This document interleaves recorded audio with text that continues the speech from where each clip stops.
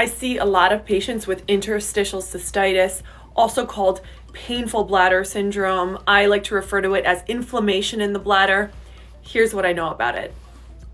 First of all, I often identify this condition in patients who come to the office convinced they have a urinary tract infection. We check their urine and there's no bacteria. This may be this condition, interstitial cystitis.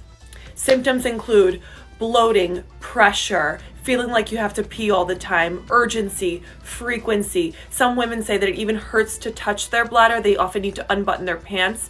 And then pain or burning in the urethra as well. And there's some other symptoms, but those are the most common. What causes this? Honestly, we don't really know, but people tend to have flares of symptoms around their menstrual cycle, around times of stress, or specifically when they overdo bladder irritants. More on that. Things that irritate your bladder, just like certain people can't eat certain foods because it irritates their esophagus, they get GERD, they get indigestion. People respond in the bladder the same way.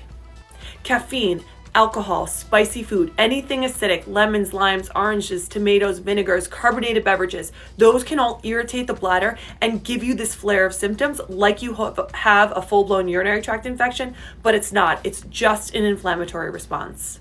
And that leads me to treatments.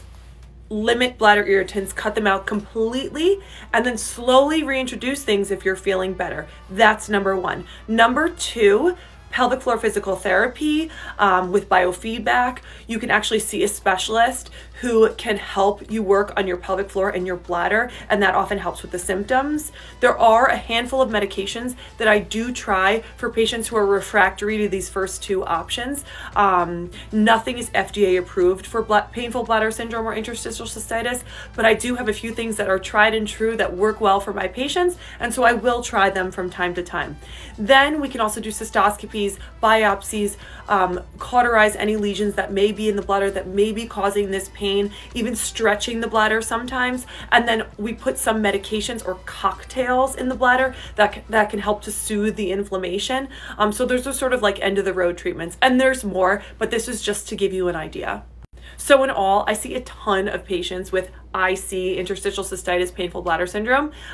So if you're in my area, come see me.